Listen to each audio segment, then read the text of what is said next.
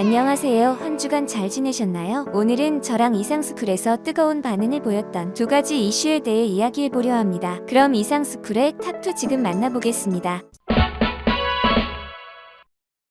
현재 오미크론으로 인해 각국이 비상사태에 돌입했습니다. 영국 존슨 총리도 비상사태를 선포했으며 기업들도 투자를 최소화하고 7일 라마포사 남아공 대통령이 코로나19 확진 판정을 받았습니다. 이런 세계적인 여파로 국내 코로나19 확진자도 증가하고 있는데요. 이때를 일본이 놓치지 않고 한국을 조롱하기 시작했습니다. 일본 일부 일본 누리꾼들은 감염자라는 단어를 언급하며 감염자와 일본어 발음이 같은 점을 이용해 노골적으로 비아냥댔습니다. 이들은 한국 감염 폭발, 한국은 백신을 그렇게 맞아대면서 효과가 안 나오네, 백신 효과도 없는데 백신 패스는 왜 하냐 등의 조롱성 댓글을 단 것으로 알려졌습니다. 일본의 이러한 발언은 이번이 처음이 아니었죠. 앞서 지난달 23일에도 이 같은 상황이 벌어진 바 있습니다. 이날 일본 최대 포털 사이트 야후재팬에 노출된 관련 기사 댓글창에서 가장 많은 공감수를 얻은 댓글도 백신 종류나 효과와 상관없이 접종률 높이는 데만 몰두한 결과 일본 이겼다고 기뻐하더니 결과는 대실패라는 내용이었습니다. 그런데 일본은 혼자만 코로나 환자가 급감하는 이유에 대해서는 여전히 명확한 설명이 없는데요. 얼마 전 일본이 급감하는 이유에 대해 말도 안 되는 설명을 해 전 세계 전문가들로부터 비난을 사기 시작했습니다. 구독과 좋아요 한 번씩 부탁드립니다.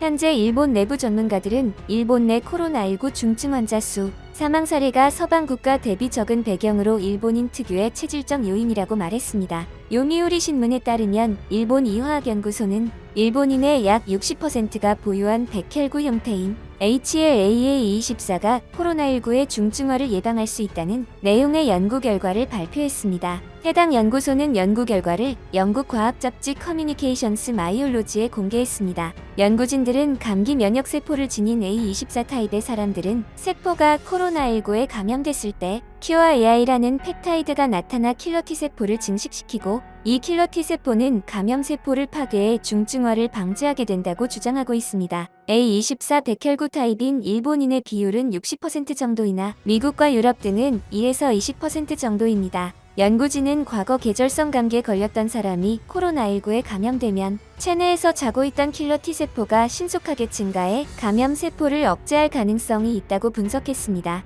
연구를 이끈 후지 시니치로 박사는 A24 타입인 사람들이 감기의 원인인 계절성 코로나 바이러스에 대한 면역세포를 보유한 경우 이 세포가 코로나19에 감염된 세포를 공격한다고 설명했습니다. 또 A24가 팩터 X의 후보로 여겨져 치료제 개발 등으로 이어질 수도 있다며 연구 결과가 코로나19 치료제 개발에 상당한 영향을 줄 것으로 기대했습니다. 이렇게 일본인들이 가지고 있는 백혈구 유형 때문에 확진자 급감이 가능하다던 일본에 그 가설은 맞지 않고 그냥 확진자와 백신 접종자 관리가 허술하다는 의견이 나왔습니다. 이에 일본에서 잘못 등록된 코로나19 접종 관련 정보가 500만 건에 달할 수 있다는 분석이 나왔습니다. 일본 정부가 오는 22일 백신 접종 전자증명서 발행을 앞둔 상황에서 엉터리 접종 이력 논란이 불거지면서 신뢰성 문제가 도마에 오르게 됐습니다. 11일 교도통신에 따르면 일본 전자행정 업무를 관장하는 디지털청은 전날 코로나19 백신 접종 기록 시스템에 등록된 개인 접종 정보 중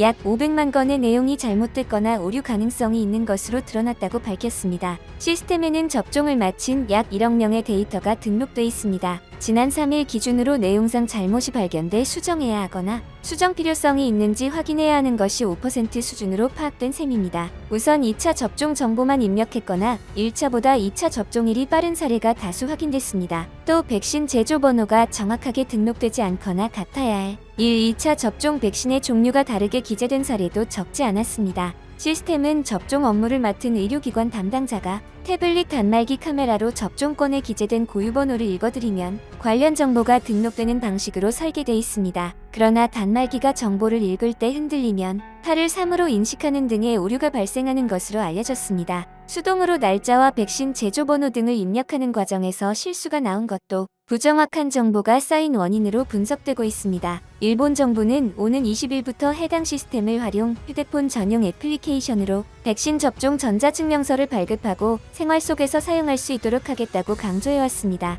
이것은 지난 10월 취임한 기시다 후미오 일본 총리가 내세운 위드 코로나 대책의 일환이기도 했는데요. 만일 이번 시스템에 오류 정보가 제때 수정되지 않을 경우 전자증명서에는 잘못된 내용이 그대로 반영될 공산이 큽니다. 그러나 디지털청은 기시다 총리가 공언했던 내초 일정에 맞춰 전자증명서 발급을 시작한다는 방침입니다. 교도통신은 디지털청이 접종 이력을 관리하는 지자체에 잘못된 정보의 수정을 요청해 현장의 업무 부담이 커지고 있다며 전자증명서에 오류가 반영될 경우 전자정보 구현을 기치로 내걸고 요란하게 출범한 디지털청의 신뢰가 떨어질 것이라고 전했습니다. 일본은 현재 말도 안 되는 가설과 접종자 관리도 제대로 되지 않는 상황으로 역풍을 맞고 있는데요. 일본에 또 다른 폭풍이 닥치고 있었습니다. 바로 얼마 전 한국을 강타했던 요소수 부족 사태가 일본에도 시작됐다는 것입니다. 일본은 한국의 요소수 사태 당시 자신들은 자체 생산이 가능해 부족할 일이 없다며 한국을 조롱하기 바빴습니다. 그런데 지난 11월 중순부터 일본 내 요소수가 급격하게 부족해졌다는데요. 앞서 10월부터 원자재 수급 문제로 요소수 가격이 상승하기 시작했습니다.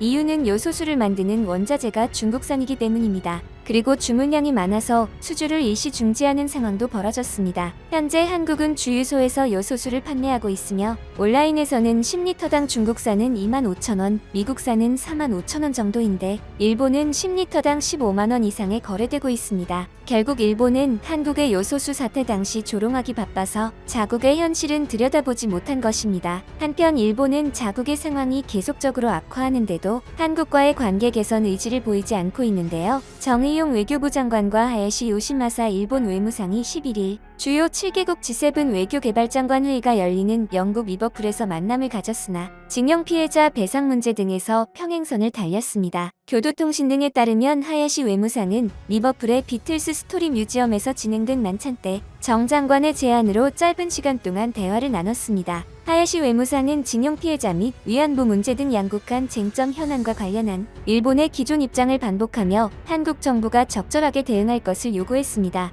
이에 대해 정 장관은 한국 측의 입장에 근거한 발언을 했다고 교도통신은 전했습니다. 한일 외교장관이 대화를 나눈 것은 지난달 10일 하야시 외무상이 취임한 이후 처음입니다. 하야시 외무상은 취임 인사를 겸해 미국 토니 블링컨 외교장관, 왕이 중국 외교부장 등과 첫 통화를 실시했으나 정 장관과는 하지 않다가 이번에 G7에서 정 장관의 제2로 짧은 만남을 가진 것입니다. 일본 측이 주장하는 한국 측의 적절한 대응은 일제강점기의 징용 피해자 등과 관련된 한일 간 갈등 현안이 1965년 체결된 한일 청구권 협정과 2015년의 한일 외교장관 위안부 합의 등으로 해결됐기 때문에 이를 인정하지 않은 한국 법원 판단은 국제법 위반이라는 논리를 내세워 한국 정부가 사법적 판단을 시정할 대책을 내놓으려는 요구입니다. 최근 일본 외무성은 한국 측의 대화 요구에 미온적으로 반응하고 있습니다. 하야시 요시마사 외무장관이 지난달에 취임했는데 지금까지 정의용 외교부 장관과는 대화에 나서지 않고 있다가 이번 G7 회의에서 정의용 장관의 요청에 어쩔 수 없이 대화를 했지만 별다른 내용 없이 자리를 떠나기 급급한 모습이었습니다. 심지어 정 장관은 하야시 장관의 취임 당일 축하 서한을 보냈지만 이에 대한 일본 측의 공식 응답은 없는 것으로 전해졌습니다. 일본은 지난 대한국 수출 규제를 시작으로 연일 한국 때리기를 하며 한국을 공격하고 있습니다. 그런데 일본의 이런 과도한 한국 때리기 모습을 보던 나라들 중 특히 프랑스가 일본을 비판하고 나서 일본을 충격에 빠뜨렸습니다. 현재 외신들 사이에서는 일본 특유의 외국인 혐오와 고립주의 성향이 코로나19 사태로 더욱 심해지고 있다고 지적하고 있습니다.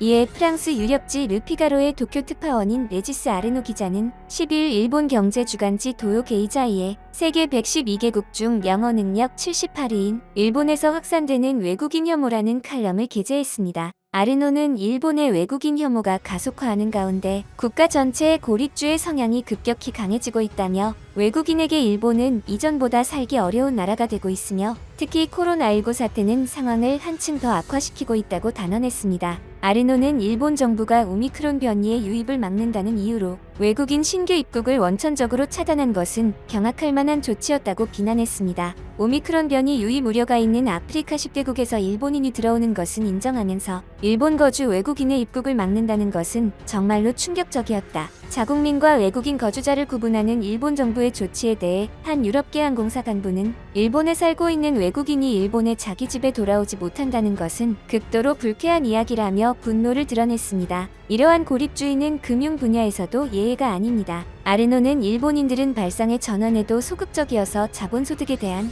중과세 문제 등을 해결하기 위한 구체적인 노력이 없다면서 이 때문에 글로벌 금융기관들이 도쿄를 떠나 싱가포르나 한국으로 거점을 옮기고 있다라고 전했습니다. 일본 기업 인수에 관심을 갖는 외국 기업들도 많지만 틀에 박힌 사고가 이를 가로막는다고 하는데요. 한 프랑스 일본 법인 지사장은 일본 기업은 외국 업체에 인수되느니 차라리 망하는 것을 택하겠다고 생각하는 경향이 강하다고 폐쇄적인 분위기를 전했습니다. 이미 많은 외국 기업들이 공장, 사무실 설립 후보지에서 일본을 배제하고 있습니다. 일부 기업은 이미 동아시아 지역 본부를 일본에서 한국으로 이전했는데 비용은 높게 드는 반면 노동력은 감소하고 있어 사업 거점으로서 의미가 퇴색했다는 이유에서입니다. 이러한 탈일본 현상은 외교 분야에서도 뚜렷하게 나타나고 있습니다. 프랑스 외무성은 전통적으로 최고 수준의 외교관들을 일본에 보냈습니다. 아르노는 1995년 이후 9명의 프랑스 외무성 사무국장 중 4명이 주일 대사 출신이었다면서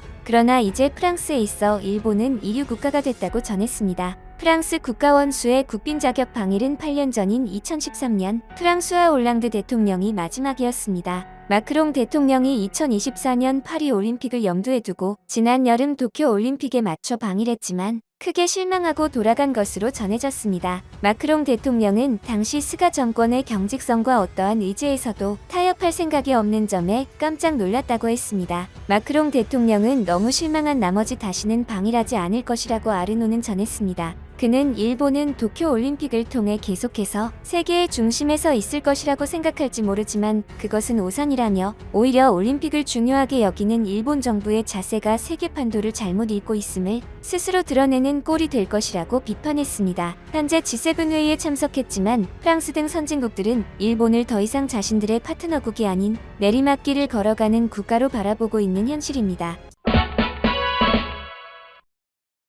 현재 각국은 반도체 패권을 두고 팽팽한 경쟁을 벌이고 있습니다. 코로나19로 인한 반도체 수요 폭등, 반도체 부족으로 인한 생산 차질, 미중 간 패권 경쟁 등 경쟁만으로도 바쁜 반도체 기업들은 고심을 거듭하고 있습니다. 이러한 와중에 발전 설비에서 반도체에 이르기까지 방대한 사업을 영위해 온 146년 역사의 일본 대표 기업 도시바가 결국 회사를 세계 법인으로 해체했습니다. 일본 대기업 가운데 기업 분할은 처음 있는 일입니다. 마이니치 신문은 3분할 계획 주주총회에서 승인되면 1875년 창업의 명문 기업은 해체 수순에 들어가게 된다고 전했습니다. 결국 지금과 같은 상태로는 미래 생존을 보장받을 수 없다는 절박함이 이번 결정의 배경이 된 셈입니다. 앞서 오랜 기간 누적된 부실 경영 관행은 지난 2015년 발생한 회계부정 사건이 도시바에게 치명타가 됐습니다. 그 이후 경영난이 지속되면서 2016년에는 생활가전 사업을 중국 기업에 매각했고 2017년에는 해외 원전 건설 사업에서도 철수했습니다.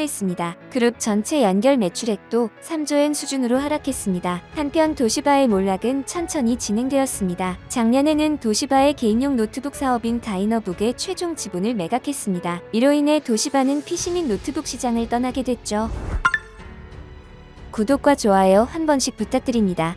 2018년 PC 사업 지분의 약 80%를 3,600만 달러 약 427억 원에 샤프에 매각했던 도시바는 성명을 통해 남은 지분도 샤프에게 넘겼다고 밝혔습니다. 도시바의 첫 노트북인 T1100은 1985년에 출시됐습니다. 무게는 4kg이었으며 3.5인치 플로피 디스크를 이용해 작업했습니다. 도시바 과학박물관 웹사이트에 따르면 이 노트북은 처음에는 연간 10,000대 판매를 목표로 유럽에서만 출시됐습니다. 2011년 도시바는 PC 1,700만 대 이상을 팔았지만 2017년이 되자 190만 대 수준으로까지 떨어졌습니다. 2016년에는 기업용 하드웨어에만 중점을 두기로 하면서 유럽 시장에서 개별 소비자 대상으로 한 노트북 생산을 중단했습니다. 또한 2015년부터 연간 3억 1,800만 달러의 손실을 기록했습니다. 그해 도시바는 대규모 회계 부정이 발각돼 전 현직 최고 경영자가 동시에 사임하는 등 내용을 겪은 바 있습니다. 그런데 도시바의 지분을 넘겨받은 샤프는 원래 일본 기업이었습니다. 그런데 샤프는 지난 2016년 애플의 아이폰을 생산하는 폭스콘의 자회사인 흥화 이정밀에 넘어갔습니다. 일본의 자존심이던 반도체 기업이 대만에 넘어가는 현실이었습니다. 샤프는 일본의 전자제품 역사를 쓴 기업입니다. 삼성이 반도체 사업에 진출할 때 기술을 일부 전수해준 곳도 샤프였습니다. 그런 샤프의 자존심에 금이 가기 시작한 건 2000년대 초입니다. 브라운관 TV에서 LCD TV로 시장이 빠르게 옮겨가자 경쟁자였던 삼성과 LG가 대형 LCD 생산에 돈을 쏟아부었습니다. 삼성전자는 직접 만든 LCD를 기반으로 보르도 TV를 만들었고 2006년 소니와 샤프를 제치고 세계 1위에 올랐습니다. TV 시장이 완전히 LCD TV로 넘어오자 위기가 찾아왔습니다. 상대적으로 중소형 LCD에 집중했던 샤프는 타격을 입었습니다. 일본 정부가 디지털 TV 구입에 주던 보조금을 끊자 샤프의 일본 내 매출은 4분의 1 토막이 났습니다. 그런데 일본 샤프의 몰락에는 또 하나의 이유가 있었는데요. 일본 정부의 도움의 손길도 독자 생존을 선언하며 거절한 결과 몰락했습니다. 결국 원조라는 껍데기에 불과한 자신감이 시장 상황을 읽는 눈을 가린 것입니다. 이렇게 시작된 일본 반도체의 몰락이 지금까지 이어져 오고 있습니다. 또한 일본은 대만 TSMC와 손잡으며 대만과의 협력을 놓지 않는 모습입니다. 한편 중국의 반도체 상황은 어떨까요? 중국 정부는 2015년부터 반도체 굴기를 외치며 국가 역량을 동원해 집중 지원했지만 미국과의 경제 전쟁에서 밀리면서 반도체는 퇴락의 문턱에 서 있는 것처럼 보입니다. 중국 최고 대학인 칭화대학이 운영하는 칭화홀딩스 산하의 칭화유니그룹의 청산을 계기로 많은 사람들은 중국 반도체 산업의 몰락을 이야기합니다. 그런데 중국은 반도체 굴기를 지속시키려 칭화유니를 살리려 하고 있습니다. 칭화유니는 현재 매각 시장에 나왔는데요. 지난 여름 인수 의사를 밝힌 5개 기업에 더해 2개 기업이 일괄 인수를 추진하면서 총 7개 업체가 투자자 후보에 올랐습니다. 매각 방식도 일괄 매각 방식으로 추진돼 칭화유니가 공중분해되는 대신 주인만 바뀌어 온전히 살아남을 가능성이 커졌습니다. 그래서인지 미국은 중국 반도체에 대한 견제를 더 강화하는 모습입니다. 이에 세계적인 미국 반도체 업체 인텔이 중국에서 반도체 생산을 늘리려던 계획이 미국 정부에 의해 무산됐습니다. 블룸버그는 소식통을 인용해 인텔이 중국에서 반도체 생산을 늘리려던 계획이 안보 이유로 무산됐다고 전했습니다. 반도체 공급난이 심해지자 인텔이 최근 중국 청두 공장에서 반도체 재료인 실리콘 웨이퍼 생산을 늘리려고 했지만 바이든 행정부가 제동을 걸었다는 것입니다. 미국 기술의 중국 이전을 막으려는 바이든 행정부의 보호주의 성향이 강하게 작용한 결과로 보입니다. 따라서 현재 인텔은 미국 정부의 눈치를 보고 있는 실정입니다. 정부의 지원을 바라고 있기 때문에 백악관의 요구를 외면하기는 어려운 탓입니다. 현재 반도체 업계에 520억 달러 약 61조 3천억 원을 투자하는 반도체 법안이 상원을 통과했지만 하원에서 몇 개월째 계류 중입니다. 인텔은 이날 성명을 통해 혁신과 경제의 필수적인 반도체에 대한 많은 수요에 부응하는 데 도움이 될 다른 해법들도 받아들일 수 있다며 인텔과 바이든 행정부는 현재 산업 전반에 걸쳐 있는 반도체 부족 사태를 해결하려는 공동 목표를 공유하고 있다고 밝혔습니다. 그런데 미중 갈등이 한국에도 영향이 미치기 시작했습니다. SK하이닉스가 미국과 중국 간 지정학적 갈등의 다음 희생자가 될 수도 있다. 18일 로이터 통신은 백악관 관계자를 인용해 미국 정부가 SK하이닉스의 중국 현지 공장에 첨단 장비를 반입하는 것을 원하지 않는다고 보도하며 이같이 전망했습니다. 연내에 인텔의 낸드 플래시 부문 인수를 마무리 짓고 내년 경영 계획을 정비해야 할 SK하이닉스는 중국 당국의 눈치도 봐야 하는 상황입니다. 지난해 10월 SK하이닉스가 인텔 낸드 인수 계약을 체결한 이래 심사 대상 8개국 중 7개국이 올해 7월까지 승인을 마쳤지만 중국만 1년 넘게 보류 중입니다. 반도체 업계 관계자는 미국의 중국 공급망 견제와 중국의 자국 산업 굴기가 올 들어 점차 구체적인 행보로 표출되면서 한국 기업들에 미치는 영향도 직접적으로 변하고 있다. 정치 외교적 변수가 어느 때보다 중요해졌다고 말했습니다. 그런데 미중 갈등이 무색해질 만큼 한국의 반도체 시장에 엄청난 지원군이 생겼습니다. 반도체 업계 슈퍼을로 불리는 ASML의 수장 피터 베닝크 회장이 방한 기간 동안 삼성전자, SK하이닉스 등 주요 거래처들과 만남을 가진 것으로 확인됐습니다. ASML이 전 세계 극자 외선 EUV 장비를 독점 공급하고 있는 업체인 만큼 베닝크 회장의 이번 방한이 국내 업체들의 EUV 노광 장비 확보에 어떤 영향을 줄지 관심이 집중되고 있습니다. 18일 업계에 따르면 베닝크 회장은 지난 16일 한국에 들어와 삼성전자, SK하이닉스 등 국내 주요 반도체 업체 관계자들과 대화를 나눴습니다. 이번 만남은 정례적으로 이루어지는 거래처 미팅이지만 업계에선 베닝크 회장이 국내 기업들에게 좀 더 힘을 실어주기 위해 나선 것으로 분석했습니다. 업계 관계자는 장비 개발 및 수급 상황을 시시각각 체크해야 해서 실무자들끼리는 자주 만나는 것으로 안다며 이번에는 베닝크 회장이 직접 온 만큼 각 기업별 C-레벨 이상이 만나 EUV 장비 수급 상황에 대해 논의했을 것이라고 밝혔습니다. 또 베닝크 회장은 이번 방한 기간 동안 우리나라 정부 관계자들과도 만나 긴밀히 협조하려는 모습을 보였습니다. 특히 이날 경기 화성에 위치한 ASML 코리아 본사에서 진행된 반도체 클러스터 조성을 위한 투자 협약식에도 직접 참석해 눈길을 끌었습니다. 이날 협약에 따라 ASML은 오는 2024년까지 화성시 동탄 이신도시 내 16,000제곱미터 부지의 기존 본사를 확장하는 한편 심자의선 EUV 트레이닝 센터, 제재조센터, 체험센터 등을 갖춘 반도체 클러스터를 조성합니다. 배닝크 회장은 문승욱 산업부 장관과의 만남에서도 국내 투자에 대한 의지를 여실히 드러냈습니다. 문 장관이 ASML과 국내 소재 부품 장비 기업들과의 협업 확대를 통해 EUV 노광 장비 등 첨단 장비 관련 소재 부품의 공급 안정성 강화에 힘써줄 것을 요청하자 배닝크 회장은 한국은 1996년부터 함께해온 매우 중요한 시장으로 이에 투자를 결정하게 됐다며 앞으로도 한국 반도체 산업 발전에 이바지할 수 있길 바란다고 화답했습니다. ASML은 연간 40대가량 EUV 장비를 세계에서 독점으로 생산하는 곳으로 삼성전자, SK하이닉스, 미국 인텔, 대만 TSMC 등 세계적인 반도체 제조사들 사이에서 슈퍼울로 불리는데요. 그동안 삼성전자와 TSMC 두 업체가 EUV 확보 경쟁을 벌였으나 SK하이닉스와 인텔, 마이크론, 나냐 등도 EUV 확보 경쟁에 나서면서 장비 수급은 점점 더 어려워지고 있습니다. 업계 관계자는 ASML이 매년 생산을 늘리고 있지만 여전히 독점이어서 수요 급증과 공급 부족으로 인한 EUV 장비 수급 차질은 불가피하다며 EUV를 원하는 기업들이 계속 늘면서 ASML은 꽃놀이패를 쥔 슈퍼울이 됐다고 말했습니다. 업계 관계자는 고용량 고성능 반도체 수요가 늘어나 첨단 제조 장비가 더욱 많이 필요해지는 상황에서 EUV 장비가 원활하게 생산되지 않다는 사실이 알려지면서 각 업체들이 긴장하고 있다며 첨단 반도체를 제조하는 우리 반도체 기업 입장에선 ASML과의 긴밀한 협력이 필요할 수밖에 없다고 말했습니다. 이 같은 상황에서 배닝크 회장이 국내 투자에 힘을 싣는 모습을 보이자 국내 반도체 업계는 기대감을 높이고 있는데요. 장비 수급뿐 아니라 운용 측면에서도 효율성이 높아질 것이란 분석입니다. 업계 관계자는 이번 국내 투자와 관련해 배닝크 회장이 각 업체 관계자들과 만나 의견을 교류하며 삼성전자, SK하이닉스 등의 어떤 시너지를 낼 수 있을지 많은 고민을 했을 것이라며 앞으로 국내 기업들이 초미세 공정 기술 등과 관련해 ASML에 많은 도움을 받을 것으로 보여 기대가 크다고 밝혔습니다. 세계 반도체 시장은 어느 때보다도 정치적 관계가 중요해지고 있습니다. 일본은 대만과 손잡았지만 중국과 대만의 상황을 무시할 수 없으며 중국은 반도체 굴기를 포기하지 않지만 미국의 제재에 매번 막히고 있습니다. 하지만 한국은 한미동맹을 견고히 하고 있고 미국과 중국도 건드리지 못하는 네덜란드의 ASML은 한국에 공장을 지으며 한국과 적극적으로 협력하고 있습니다. ASML을 등에 업고 누구도 넘보지 못하는 반도체 국가로 성장하는 대한민국을 응원합니다.